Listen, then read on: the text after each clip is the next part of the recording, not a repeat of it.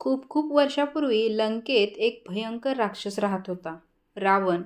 त्याच्याकडे 10 डोकी, प्रचंड ताकद आणि प्रचंड अहंकार होता. पण त्याच्यासमोर उभे राहिले धैर्यवान राम, शूर लक्ष्मण आणि खोडकर पण हुशार हनुमान. त्यांचं उद्दिष्ट होतं सत्यासाठी लढणे आणि सीतेला परत आणणे. चला तर मग पाहूया कसा झाला सद्गुणांचा दुष्टावर विजय. खूप खूप वर्षापूर्वी लंकेत रावण नावाचा बलाढ्य राजा राहत होता. त्याचे 10 डोके होती आणि तो खूप ताकदवान होता. पण रावणाला एक मोठी वाईट सवय होती, अहंकार. त्याला वाटायचं की माझ्यासारखा कोणीच शक्तिशाली नाही. एके दिवशी त्याने श्रीरामांची पत्नी सीतामातेला फसवून लंकेत नेले. राम खूप धीराने व न्यायप्रिय होते.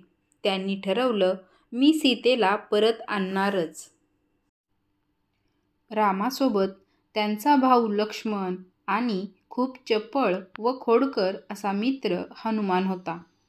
हनुमान इतका उंच उडी मारू शकायचा की तो थेट समुद्र ओलांडून लंकेत पोहोचला.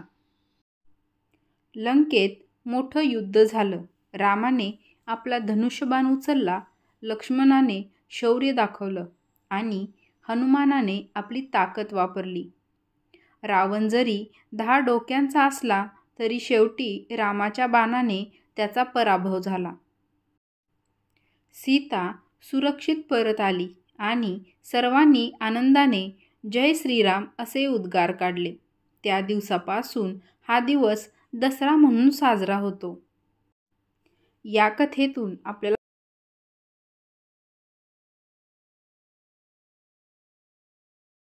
काय शिकवण मिळते? अहंकार कितीही मोठा असला तरी तो टिकत नाही. सत्य, धैर्य आणि मैत्री यांच्या बळावर विजय मिळतो. दसरा म्हणजे चांगुलपणाचा वाईटावर विजय.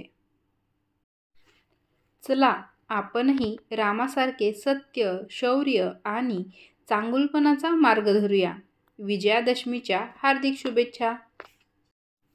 तुम्हाला यानंतर कोणती गोष्ट ऐकायला आवडेल हे कमेंट करून नक्की सांगा.